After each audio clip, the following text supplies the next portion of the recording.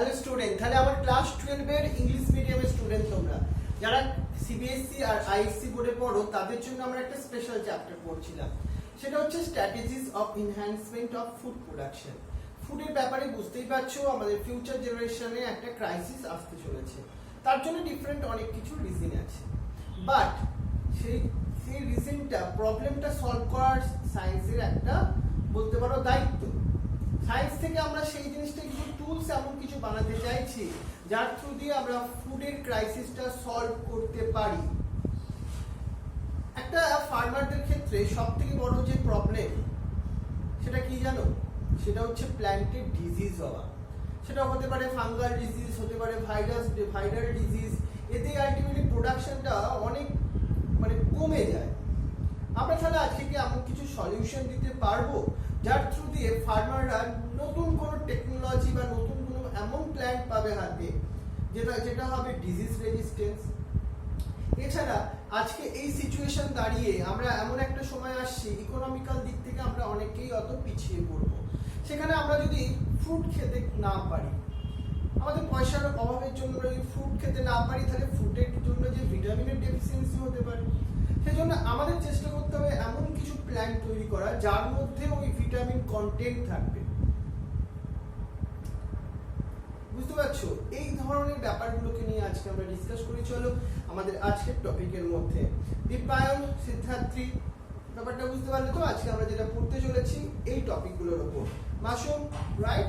দেখো, তাহলে আজকে আমরা যেটা পড়বো সেটা হচ্ছে plant breeding for disease resistance.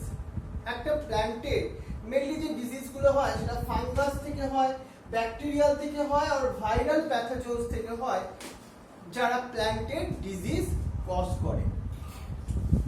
আমরা দেখছি এই ক্রপের আলটিমেটলি 20 থেকে 30% পর্যন্ত লস হতে পারে ডিউ টু এই ইনফেকশনের জন্য।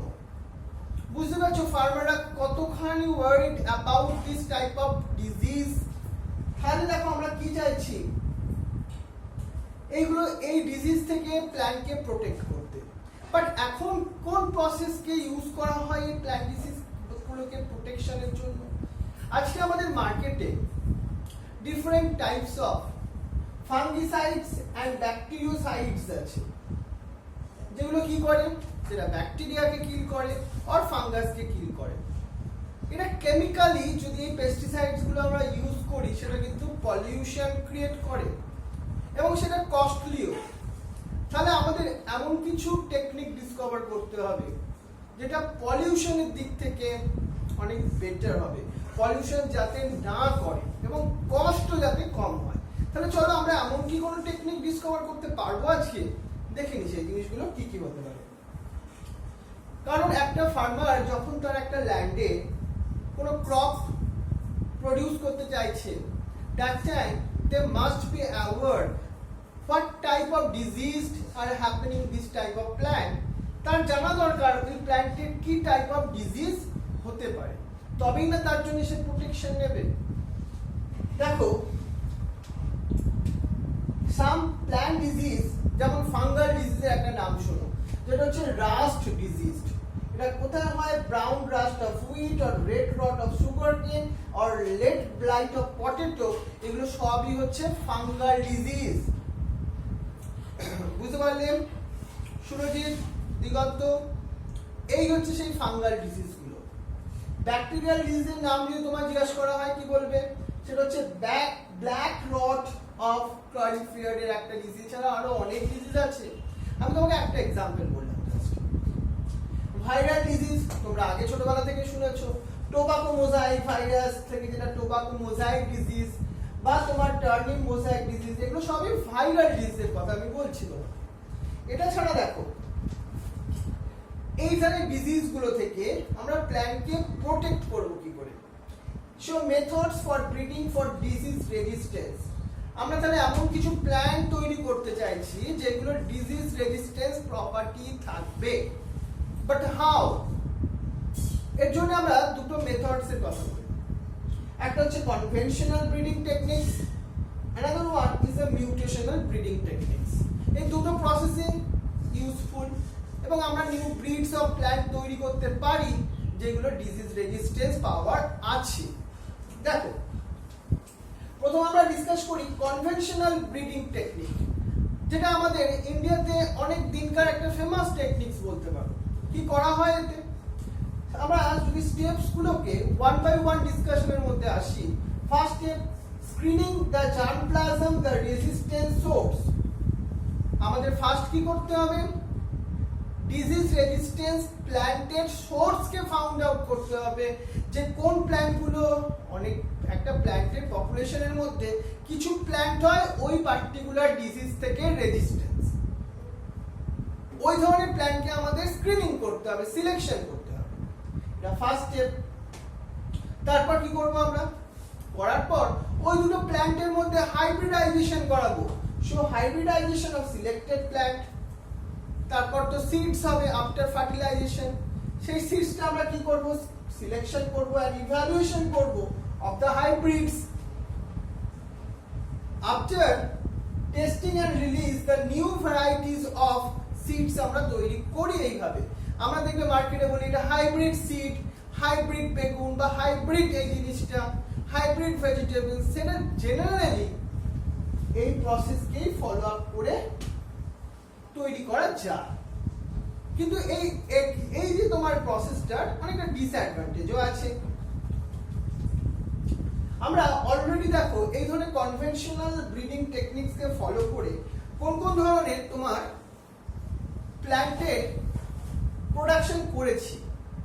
যেমন হুইট, তার জন্য হিমগিরি ভ্যারাইটি যেটা leaf and stripe rice disease থেকে রেজিস্ট্যান্স। যেমন ব্রাসিকার ক্ষেত্রে পুসাস সার্নিয়াম যেটা হোয়াইট রাট ডিজিজ থেকে রেজিস্ট্যান্স। কলিফ্লাওয়ারের ক্ষেত্রে পুষা সুপ্রা যেটা ব্ল্যাক রট ডিজিজ থেকে রেজিস্ট্যান্স। এছাড়া কাউপি এন্ড চিলির ক্ষেত্রেও পুষা কামল এন্ড পুষা সাতবার এর হচ্ছে মোস্ট দুটো কমন টাইপ অফ ভ্যারাইটি যারা ব্যাকটেরিয়াল ব্লাইট ডিজিজ আর এখানে টোবাকো মোজাইক ডিজিজ থেকে রেজিস্ট্যান্স প্রপার্টি আছে। মানে আমরা কনভেনশনাল ব্রিডিং টেকনিক্সকে ফলো করে এই ধরনের ভ্যারাইটি তৈরি করেছি। তোমাকে এই নামগুলো মনে রাখতে হবে। এবার দেখো, এই কনভেনশনাল যে ব্রিডিং টেকনিক্স এর কথা বলছিলাম, often contained by a availability of the limited number of disease resistant gene present in the various crop variety. আমি বলছিলাম না একটা ডিসঅ্যাডভান্টেজের কথা কনভেনশনাল টেকনিকের মধ্যে। আমরা এই ধরনের ডিজিজ রেজিস্ট্যান্স প্ল্যান্ট এবং তার মধ্যে প্রেজেন্ট থাকা জিনগুলো কিন্তু খুবই রেয়ার, পাওয়া কিন্তু যাওয়া প্রায় খুব কঠিন।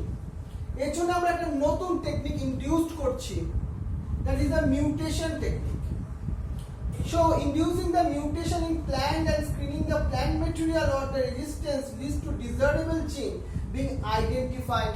আমরা এটা আরো বলতে পারো অনেক সায়েন্টিফিক টেকনিক, আরো বেটার টেকনিক যেটা মিউটেশনাল টেকনিক। আমরা কি করি? এখানে জিনকে মিউটেট করে দিই। মিউটেশন করে কি করে? মিউটেশন করার জন্য ডিফারেন্ট মিউটাজেন্সের আমরা হেল্প নিতে পারি। সেটা ফিজিক্যাল মিউটাজেন হতে পারে, ইউভি রে, এক্স-রে হতে পারে, কেমিক্যাল মিউটাজেন পিএম হতে পারে। তার থ্রু দিয়ে আমরা প্ল্যান্টের ভ্যারাইটির সিডকে মিউটেট করে দিতে পারি। Other breeding methods are screening, selection among the somaclonal varieties and genetic engineering. Somaclonal varieties আমি আজকে তোমাকে বলবো। জেনেটিক ইঞ্জিনিয়ারিংটা আমরা বায়োটেকনোলজি চ্যাপ্টারের মধ্যে ডিসকাস করব। আমরা অলরেডি বিটি কটনের কথা তোমরা কেউ শুনেও থাকবে, যেটা কিন্তু একটা রেজিস্ট্যান্স ভ্যারাইটি অফ কটন। দেখো, মিউটেশন প্রসেসকে যদি আমরা ডিফাইন করি, কি বলবো আমরা? Mutation is the process by which creating the genetic variation. আমরা জেনেটিক ভ্যারিয়েশন ক্রিয়েট করব by changing the base sequence of the gene. মানে জিনের বেস সিকোয়েন্স চেঞ্জ করেছি, জিনের ফাংশন হয়ে গেছে change, resulting the creation of new character or trait. কারণ জিনই তো অল ক্যারেক্টারের জন্য রেসপন্সিবল। আমরা যদি জিনকে চেঞ্জ করে দিই, ক্যারেক্টারও চেঞ্জ হয়ে যাবে। So mutational breeding is the breeding of mutation using the chemical radiation. Chemical আর রেডিয়েশন যেটা আমি বলছিলাম, ফিজিক্যাল এজেন্ট, কেমিক্যাল এজেন্ট, এই ইউজ করে আমরা মিউটেশন করতে পারি। অলরেডি দেখবে এই Meupin resistance to yellow mosaic disease and the powdery mill way, that is ultimately mutation এর থ্রু দিয়ে আমরা তৈরি করতে পেরেছি। এই নামগুলো এই চ্যাপ্টারের জন্য বাবা একটু মনে রাখতে হবে তোমাকে। আরো শুধু তাই নয়, আমরা আরো ডিফারেন্ট টাইপ অফ দেখো অর্গানিজম অলরেডি তৈরি করেছি। যেমন আমাদের ভিন্ডি আছে একটা, যেটা রেজিস্ট্যান্স টু তোমার ইউরোমোজাইক ডিজিজ, সেটাও একটা আমাদের মোস্ট কমন আজকে অ্যাভেলেবেল আছে মার্কেটে আমাদের। তাহলে আমরা যেটা বলছিলাম, plant breeding for developing resistance to insect pest. এবার আমরা ইনসেক্ট থেকে কিছু রেজিস্ট্যান্সও করতে হবে, শুধু ফাঙ্গাস থেকে বা ভাইরাস থেকে প্ল্যান্টকে বাঁচালে চলবে না। তাহলে ইনসেক্ট থেকে কি করে প্ল্যান্টকে বাঁচাবো? তার জন্য কি আছে দেখো, বায়োকেমিক্যাল, ফিজিওলজিক্যাল আর ক্যারেক্টারিস্টিক্স চেঞ্জেস প্ল্যান্ট অলরেডি কিছু টাইপ করে ফেলেছে, তাদের ওইটা বলতে পারো অ্যাডাপটিভ ফিচার্স। যেমন তোমাকে একটা এক্সাম্পল দিই, এই যে হেয়ারি লিভস কিভাবে প্রোটেক্ট করে, give resistance to the seeds or the cottons and the cereal leaf beetles in the wheat। মানে এখানে লিফের মধ্যে কি থাকার জন্য, হেয়ার থাকবার জন্য এখানে কি হয়, বিটলস গুলো জেনারেলি ওকে খেতে পারে না লিভস গুলো। এছাড়া মনে করো সলিড স্টেম অফ হুইট, যেটা give resistance to stems of fly, smooth leaves of the nectarless cotton. Cotton থেকে আমরা নেক্টারটাকে যদি ডিলিট করে দিতে পারি তাহলেও রেজিস্ট্যান্স ওর পাওয়ার, কারণ ইনসেক্ট আলটিমেটলি তো ইনফেক্ট করবে না, কারণ তার ফুডই নেই, সে করবে কেন। High aspartic acid and low nitrogen and sugar content in the maize give resistance to maize stems borer। এইভাবে আমরা ডিফারেন্ট ফিজিওলজিক্যাল, মরফোলজিক্যাল চেঞ্জ করেও আমরা কিন্তু নিউ প্ল্যান্ট ভ্যারাইটি তৈরি করতে পারি, যেগুলো কিন্তু ইনসেক্ট থেকে রেজিস্ট করবে প্ল্যান্টকে। কারণ ইনসেক্টরাও কিন্তু অনেক প্ল্যান্টের, এই গ্রাস হপারের কথা তুমি তো শুনেইছো, এরা এত ফাস্ট প্ল্যান্টের লিভ খেয়ে নিতে পারে তুমি চিন্তা করতে পারবে না। তাহলে আমরা দেখি অলরেডি দেখো এই যে ব্রাসিকার ক্ষেত্রে পুষা গৌরব, যেটা অ্যাফ্রাইডস থেকে ইনসেক্ট রেজিস্ট্যান্স পাওয়ার আছে। ফ্ল্যাট বিনের মধ্যে পুষা সেম টু, যেটা জ্যাসিডিস এর ইনসেক্ট পেস্ট থেকে তাদের রেজিস্ট করে। এইভাবে ওগ্রা, যেটা হচ্ছে তোমার পুষা সাহায়ানি শুট এন্ড ফ্রুট প্রোডাক্ট থেকে ওদেরকে রেজিস্ট করে। এই নামগুলো একটু কিন্তু মনে রাখা দরকার। আজকে আমাদের প্ল্যান্ট ব্রিডিং টেকনিক্স এর কথা বলছি। কেন বলছি? প্ল্যান্ট ব্রিডিং টেকনিক্সে আমরা ইনসেক্ট থেকে রেজিস্ট্যান্স পাওয়ার দিয়ে প্ল্যান্ট তৈরি করলাম, কিন্তু এবার আমরা তৈরি করতে চলেছি এমন কিছু প্ল্যান্ট যাদের মধ্যে ফুড কোয়ালিটিটা ইনক্রিজ হবে। কি হবে? ফুড কোয়ালিটিটা ইনক্রিজ হবে। শুধুমাত্র রাইস খাবো, রাইসের মধ্যে ভিটামিনস পেয়ে যাবো, বুঝতেই পারছো কতটা সেটা বেনিফিশিয়াল হতে পারে। এমন টেকনিক কি করা সম্ভব? হ্যাঁ সম্ভব। কেমন ভাবে? দেখো, আমরা 84 মিলিয়ন পিপল দেখো do not have the adequate food, 3 billion people suffer from micronutrient, protein and vitamin deficiency, যেটাকে আমরা বলছি hidden hunger। আমরা অনেকে খাবার নষ্ট করি, তাই না? কিছু মানুষ দেখো এই ধরনের নিউট্রিশনই পায় না। বায়ো ফর্টিফিকেশন একটা টেকনিক্স এর কথা এবার তোমাকে বলি, এটা তোমার কোশ্চেন আসার জন্য ইম্পর্টেন্ট। কি bio fortification? It is the breeding crops with a higher level of vitamins, minerals and protein and healthier fats to help them improve the public health। মানে আমরা প্ল্যান্টের মধ্যে এমন কিছু ইন্ট্রোডিউস করে দেবো যাতে প্ল্যান্টের নিউট্রিশনাল ভ্যালু হবে ইনক্রিজড। সেটাকে আমরা কি বলবো? That is the bio fortification. বুঝে গেল জিনিসটা? ক্লিয়ার তো? স্বপ্ননীল, কৌশলী, অরিজিৎ, রোহন, ক্লিয়ার ব্যাপারটা বুঝতে পারলে? What is the bio fortification, right? Masum, দেখো এবার আমরা what is the objective of breeding for the improvement of nutritional quality. আমরা কেন প্ল্যান্টকে নিউট্রিশনালি ইমপ্রুভ করব, তার পেছনে রিজনটা কি দেখে নিই আমরা। Number 1, to improve the protein content and quality, to improve the oil content and quality, to improve the vitamin content, to improve the micronutrient and mineral content increase করার জন্য আমরা এমন কিছু প্ল্যান্ট তৈরি করব থ্রু দ্য বায়োফর্টিফিকেশন প্রসেস, যার মধ্যে nutritional ভ্যালুটা থাকবে অনেক হাই।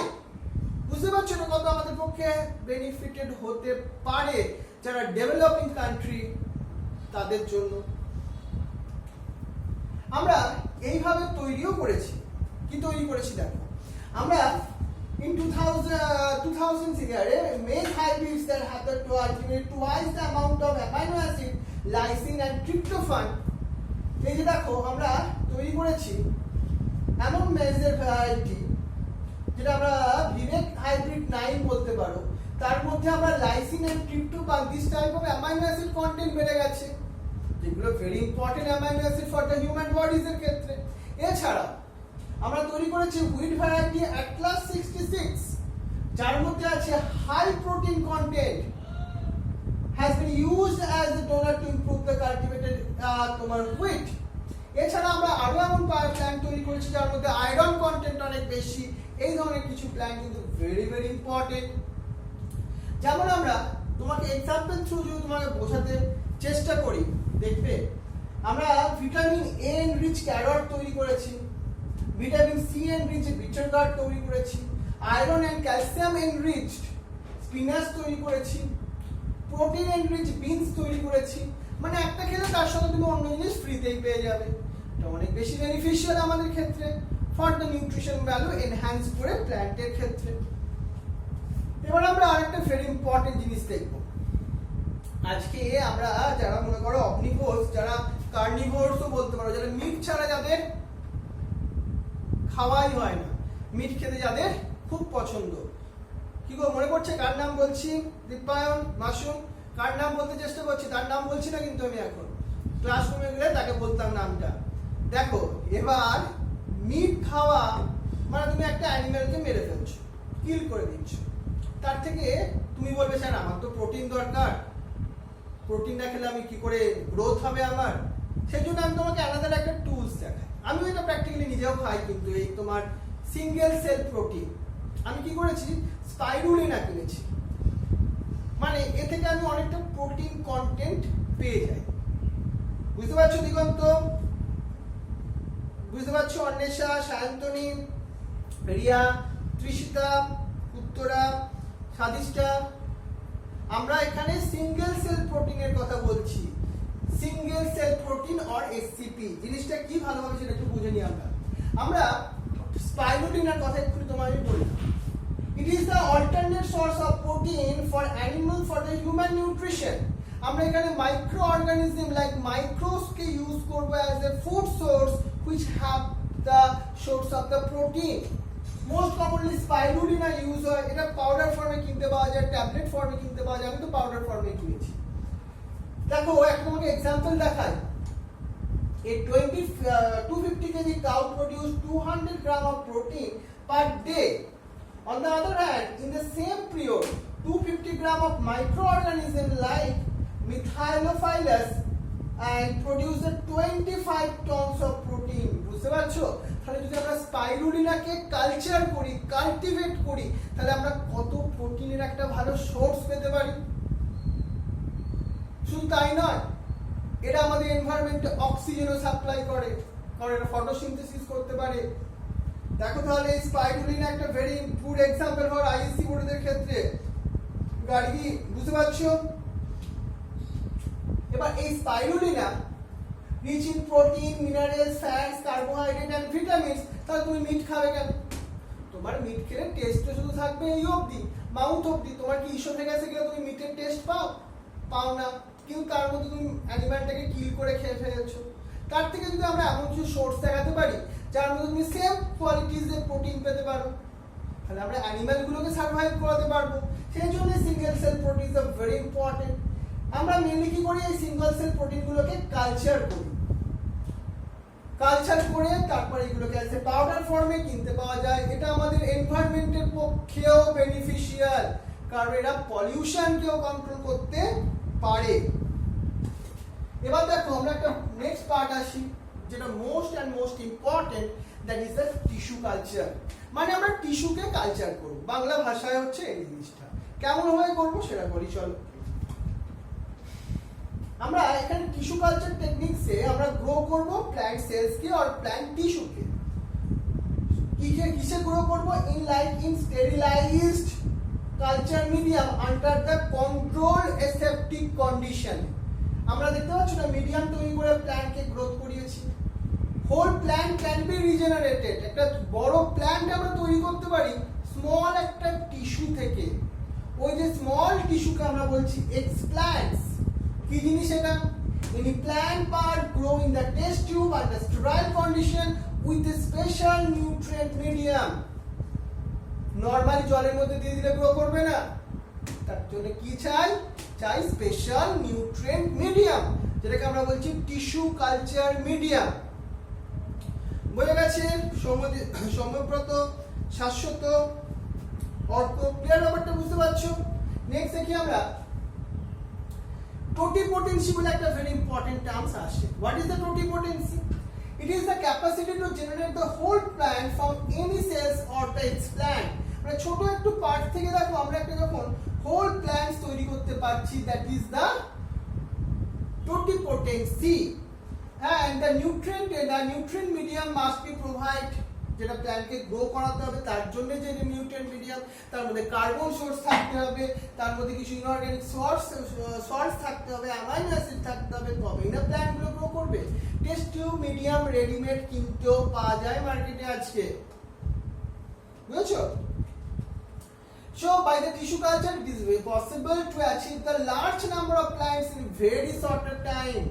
শুধু তাই নয়, these plants will be genetically similar to the original plant. তুমি একটা মেন যদি খুব ভালো কোয়ালিটির প্ল্যান্টকে ইউজ করে টিস্যু কালচার করো, তোমার অল দ্য নিউ প্ল্যান্টস যেগুলো প্রডিউস হবে তার মধ্যেও গুড কোয়ালিটিস থাকবে, নো ভ্যারিয়েশন। তাহলে ইকোনমিক্যালি কিন্তু এটা একটা ভেরি ইম্পর্টেন্ট টেকনিক হতে পারে। So the methods is producing the thousands of plants through the use of the tissue culture, because small parts of the plants are used for culturing the organism or reproduction of the organism. It is called the micropropagation.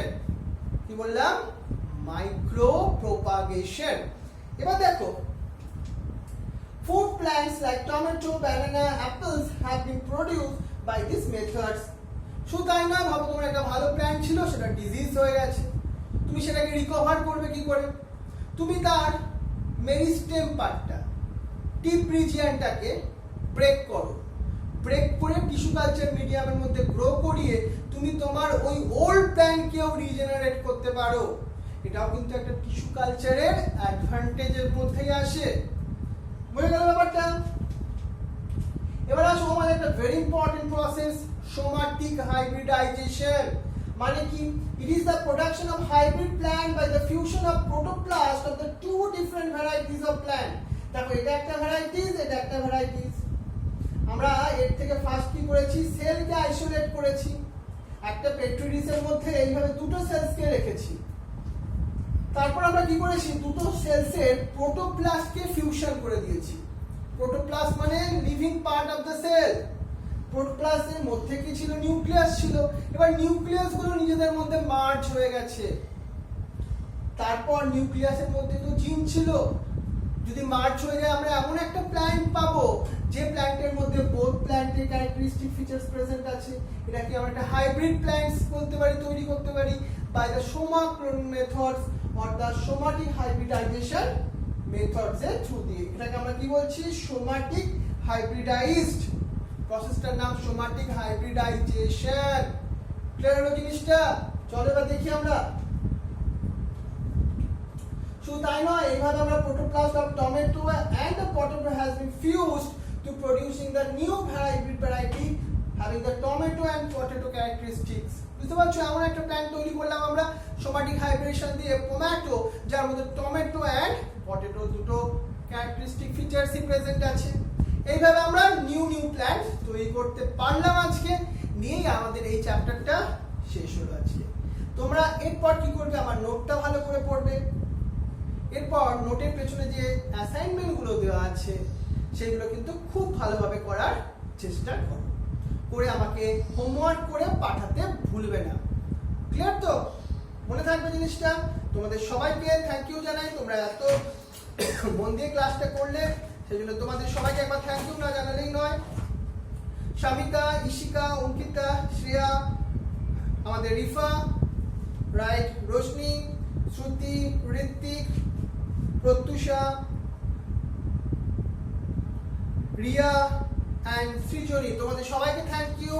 এছাড়া দীপাঞ্জন, সিদ্ধার্থী, শুভদীপ, অঙ্কনা, সুরজিৎ, দিগন্ত, অন্বেষা, মাসুম, সায়ন্তনী, সৃজনী, সাধিষ্ঠা, রিয়া, তৃষিতা, সৌমব্রত, শাশ্বত, মাধুর্য, উত্তরা, প্রমিত, অর্ক, অভিনন্দন, অরণ্য, স্বাগত, Gargi, Sangeeta, right, Sangeeta, Gargi, Rupsa, সাগর, অমিতেশ।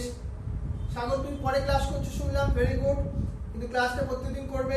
সাগর, অমিতেশও পরে class করছো, very good, করতে থাকবে। স্বস্তিকা, শাকনিকা, ঐন্দ্রিলা, খুব ভালো, সুন্দর হোমওয়ার্ক করেছে, এত সুন্দর ছবিগুলো এঁকেছে না, খুব সুন্দর, পারলে আমি দেখাবো তোমাদের সবাইকে। আর ঐন্দ্রিলা, দেবার্ঘ, অভিজ্ঞান, কয়না তো খুব ভালো ক্লাস করছো, ভেরি গুড। অরিজিৎ আছো, রোহন, কৌশালী, স্বপ্ননীল, তোমাদের সবাইকে থ্যাংক ইউ জানাই এই ক্লাসের থ্রু দিয়ে তোমরা লাইভ বা তারপরেও ক্লাসটা এত সুন্দরভাবে করে নেওয়ার জন্য। Thank you very much, wish you best of lakh.